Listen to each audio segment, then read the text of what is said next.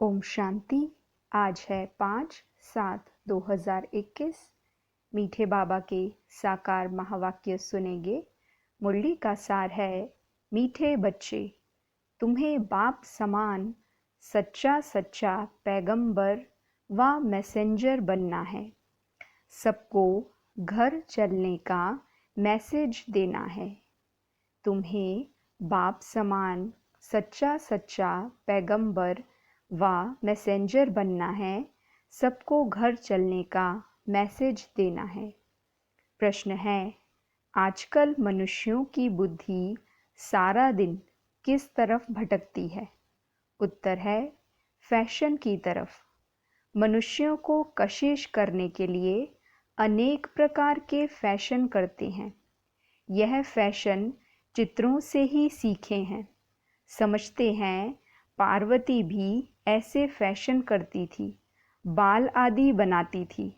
बाबा कहते, तुम बच्चों को इस पतित दुनिया में फैशन नहीं करना है। तुम्हें तो मैं ऐसी दुनिया में ले चलता हूँ जहाँ नेचुरल सुंदरता रहती है, फैशन की दरकार नहीं। गीत है, तुम ही हो माता पिता तुम ही हो। ओम शांति। बच्चों ने गीत सुना, अब महिमा गाते हैं तो बुद्धि ऊपर चली जाती है। आत्मा ही बाप को कहती है, वही खिवैया है, पतित पावन है, अथवा सच्चा सच्चा मैसेंजर है। बाप आकर आत्माओं को मैसेज देते हैं, और जिसको मैसेंजर व पैगंबर कहते हैं, कोई छोटे व बड़े होते हैं। वास्तव में वह मैसेज व पैगाम देते नहीं हैं। यह तो झूठी महिमा कर दी है। बच्चे समझते हैं सिवाय एक के इस मनुष्य सृष्टि पर और किसी की महिमा नहीं है। सबसे जास्ती महिमा इन लक्ष्मी नारायण की है, क्योंकि यह हैं नई दुनिया के मालिक।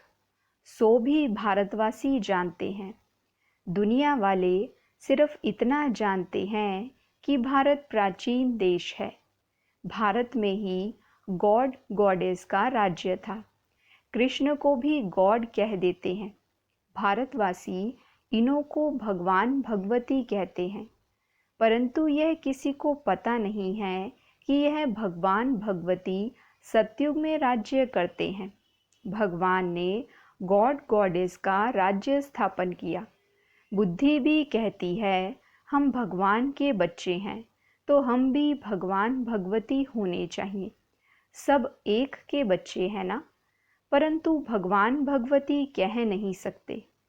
उन्हों को कहते हैं देवी देवताएं। यह सब बातें बाप बैठ समझाते हैं। भारतवासी कहेंगे कि हम भारतवासी पहले नई दुनिया में थे। नई दुनिया को तो सब चाहते हैं। बापूजी भी नई दुनिया, नया राम राज्य चाहते थे, परंतु राम राज्य का अर्थ बिल्कुल ही नहीं समझते। आजकल मनुष्यों को अपना अहंकार कितना है। कलयुग में है पत्थर बुद्धि, सतयुग में है पारस बुद्धि, परंतु यह किसी को समझ नहीं है। भारत ही सतयुग में पारस बुद्धि था, अब भारत कलयुग में पत्थर बुद्धि है। मनुष्य तो इनको ही स्वर्ग समझते हैं। कहेंगे स्वर्ग में विमान थे, बड़े बड़े महल थे, वह तो सब अभी हैं। साइंस कितनी वृद्धि को पाई हुई है, कितना सुख है, फैशन आदि कितना है। बुद्धि सारा दिन फैशन पिछाड़ी ही रहती है। आर्टिफिशियल सुंदर बनने के लिए बाल आदि कैसे बनाते हैं, कितना खर्चा करते हैं। यह सब फैशन निकला है चित्रों से। समझते हैं पार्वती मिसल हम बाल आदि बनाते हैं, यह सब कशिश करने के लिए ही बनाते हैं। आगे पारसी लोगों की स्त्रियां मुंह पर काली जाली पहनती थी कि कोई देखकर आशिक ना हो जाए। इसको कहा जाता है पतित दुनिया। गाते हैं तुम ही हो माता पिता तुम ही हो, परंतु यह किसको कहना चाहिए? माता पिता कौन हैं यह भी नहीं जानते। माता पिता ने ज़रूर वर्षा दिया होगा। बाप ने तुम बच्चों को सुख का वर्षा दिया था। कहते भी हैं बाबा हम तो आप बगैर और किसी से नहीं सुनेंगे। अभी तुम जानते हो शिव बाबा की महिमा गाई जाती है। ब्रह्मा की आत्मा भी खुद कहती है हम सो पावन थे अब पतित बने हैं। ब्रह्मा के बच्चे भी ऐसे कहेंगे हम ब्रह्मा कुमार कुमारियाँ सो देवी देवता फिर 84 जन्मों के अंत में पतित बने हैं। जो नंबर 1 पावन वह नंबर 1 पतित। जैसे बाप वैसे बच्चे। यह खुद भी कहते हैं। शिव बाबा भी कहते हैं मैं आता हूँ इनके बहुत जन्मों के अंत में। जो पहले नंबर में पूज्य लक्ष्मी नारायण की डिनेस्टी में थे अब है संगम। तुम कलयुग में थे अब संगम युगी बने हो। बाप संगम पर ही आते हैं। ड्रामा अनुसार बच्चे भी वृद्धि को पाते हैं। अब बच्चों को ज्ञान तो मिला है। हम सो देवता थे फिर क्षत्रिय वैश्य शूद्र बने हैं। सारे चक्र को अच्छी रीति तुम जानते हो। यह तो बहुत सहज है। हमने 84 जन्म लिए। कईयों की बुद्धि में यह भी नहीं बैठता है। स्टूडेंट में नंबरवार तो होते ही हैं। राइट से लेकर शुरू करते हैं first class second class third class. बच्चियाँ खुद भी कहती हैं हमारी थर्ड क्लास बुद्धि है। हम किसी को समझा नहीं सकती। दिल तो बहुत होती है परंतु बोल नहीं सकते। बाबा क्या करें। यह हुआ अपने कर्मों का हिसाब किताब। अब बाप कहते हैं मैं तुमको कर्म अकर्म और विकर्म की गति का ज्ञान सुनाता हूँ। कर्म करना है यह तो तुम बच्चे जानते हो। थर्ड क्लास बुद्धि वाले इन बातों को समझ ना सके। यह है ही रावण राज्य परंतु यह किसी को पता नहीं। रावण राज्य में मनुष्य तो विकर्म ही करेंगे तो नीचे ही गिरेंगे। गुरु किया ही जाता है दुख की दुनिया में।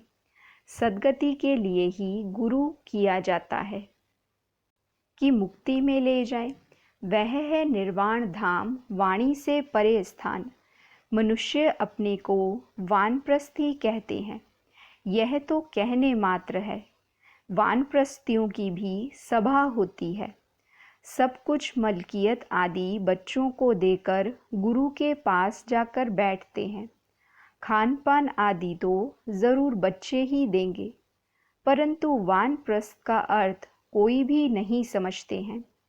किसी की बुद्धि में यह नहीं आता कि हमको निर्वाण धाम में जाना है अपने घर में जाना है। वह कोई घर नहीं समझते हैं। वह तो समझते हैं ज्योति ज्योत में समा जाएंगे।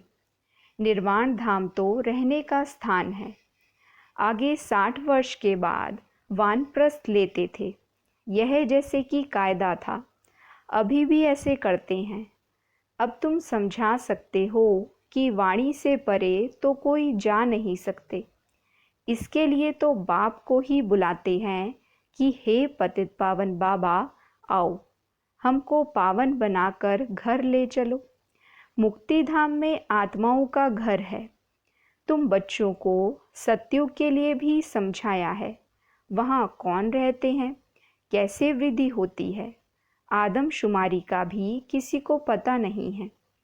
राम राज्य में आदमशुमारी कितनी होगी। बच्चे आदि कैसे जन्म लेंगे कुछ भी नहीं समझते हैं।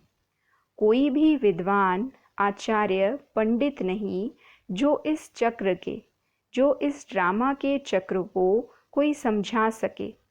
84 लाख का चक्र हो कैसे सकता। कितनी रॉन्ग बातें हैं। बिल्कुल सूद ही मूंझा हुआ है। बाप समझाते हैं अभी तुम जानते हो। बाप ने कर्म अकर्म विकर्म का सारा राज समझाया है। सत्युग में तुम्हारे कर्म अकर्म हो जाते हैं। वहाँ कोई बुरा कर्म होता ही नहीं। इसलिए कर्म अकर्म हो जाते हैं। यहाँ मनुष्य जो भी कर्म करते हैं वे विकर्म हो जाते हैं। अभी तुम बच्चे जानते हो, हम छोटे बड़े सबकी, सारी दुनिया की वानप्रस्थ अवस्था है। सब वाणी से परे जाने वाले हैं।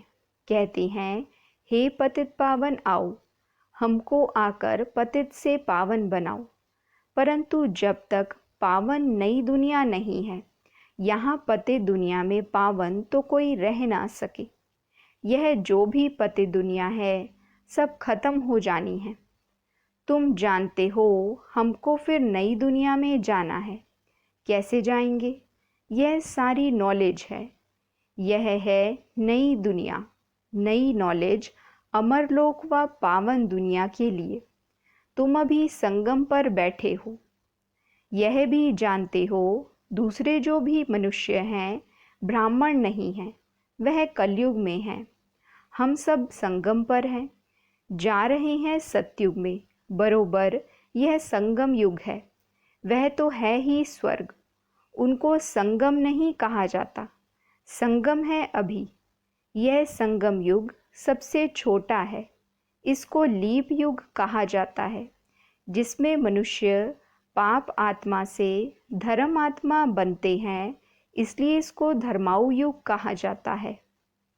कलयुग में सभी मनुष्य अधर्मी हैं, वहाँ तो सभी धर्मात्मा होते हैं। भक्ति मार्ग का कितना बड़ा प्रभाव है।